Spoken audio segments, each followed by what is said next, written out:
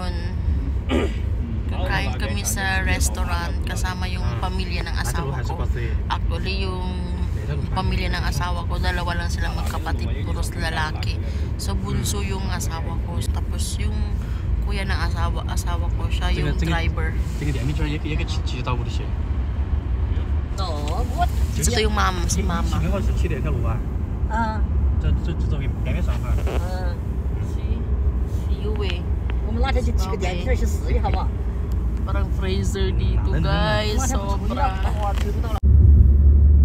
After pala namin kumain mamaya, bibilhan nila ako ng damit, sapatos at makeup. Then saka na kami pupunta sa exit entry para mag-report ako doon. Kasi yung mga Pinay, nandito sila sa China, tas may asawa silang mga Chinese. Pag-arrive kayo dito sa China, kailangan nyo pong mag-report sa may exit entry. Tapos, after sa may exit entry, sa police station malapit sa tinitirahan nyo.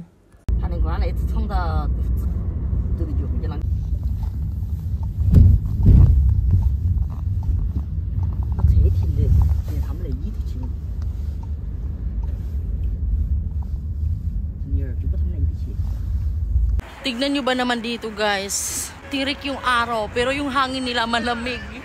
Sobrang lamig. So ngayon, andito kami sa parang government ng lugar ng asawa ko kasi magre-renew siya ng ID. Dito namin kami magpaparenew.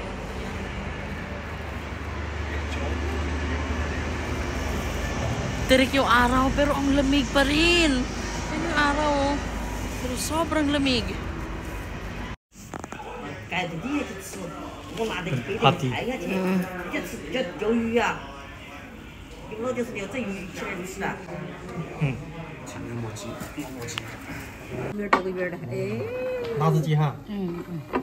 Kumain na nga kami ng lunch, guys. Yun.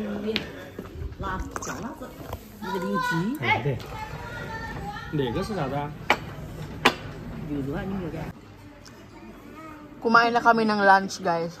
Ito, rabbit ito. Napakasarap talaga ng rabbit. Mas masarap pa siya kaysa sa chicken.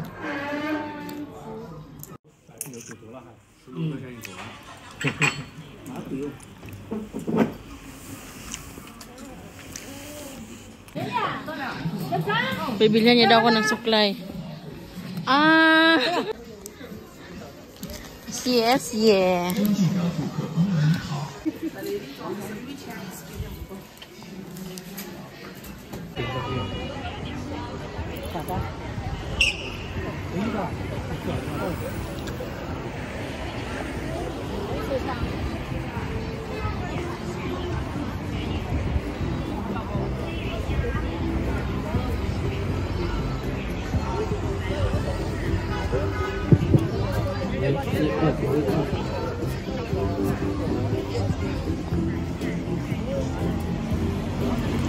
Kita nyo yung mga e-bike na yan. Kapag may pupuntahan ka, kukuha ka lang dyan, may isa-scan ka lang dyan, tapos magbayad ka ng 10 pesos. Pati ito 10 pesos lang. Parang rent ba? Tapos kung malayo ka na, pwede mo siya iiwan kahit saan kasi may taga-pick up naman daw eh. Okay. Bibili kami ng mga ibang sa damit namin. Dito ko gusto kasi parang sa Pinas yan, parang bargain. Kasi nga yung binili ni mama sa akin, hindi kasya. Kala niya ata sexy ako. Ano, pipili na muna ako, guys. Yung mga damit pala dyan, guys, puro pambata.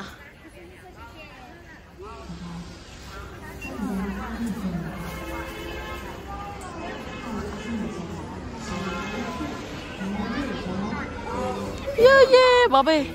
Fix her hair ba? Yung anak ko namula siya dito kasi sobrang lamig dito. Ayan, nakabili na sila sa akin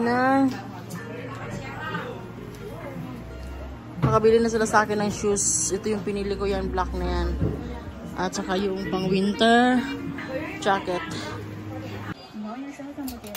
Ayan, nabilhan na rin nila ako ng makeup. Yung leader may ayan. At dahil tapos na kaming bumili, pupunta na kami sa may exit entry. Una namin gagawin, i-renew muna namin yung Chinese ID ng asawa ko. Tapos sabay yung pag-report ko sa exit entry. Nagsundo na naman yung brother-in-law ko.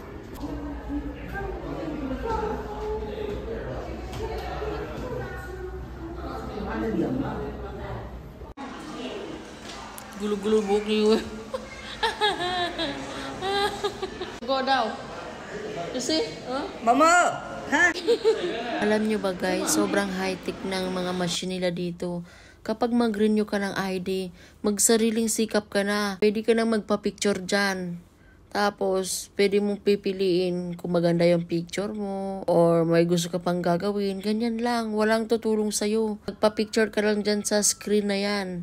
Para bilang mukha mo sa ID mo. Kaya gawin mo lahat anong gusto mo. Self-service. Hindi same sa Pinas kapag mag-renew tayo ng ID. Isang take ng picture lang, pangit man o hindi, okay na.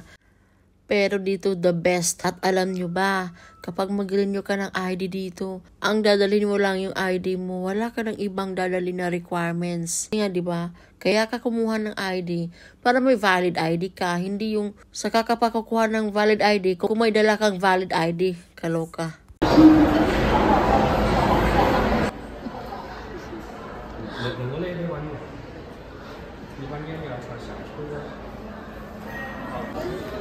Wala na sa Yue.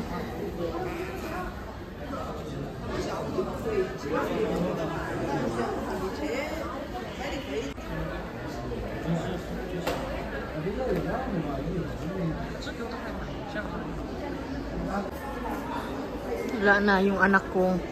Pinagugulo na doon.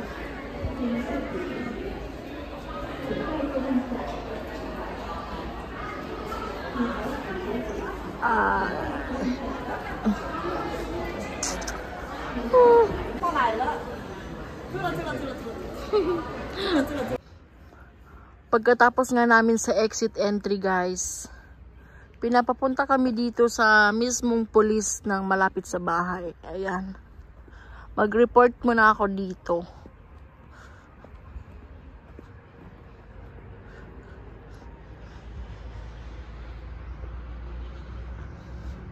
Tapos after nito mamaya, visit kami sa bahay namin ng asawa ko.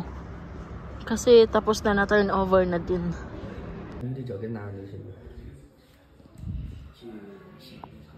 At dahil tapos na kami sa exit entry at nakapag-report na ako sa police, pupunta na kami sa bahay.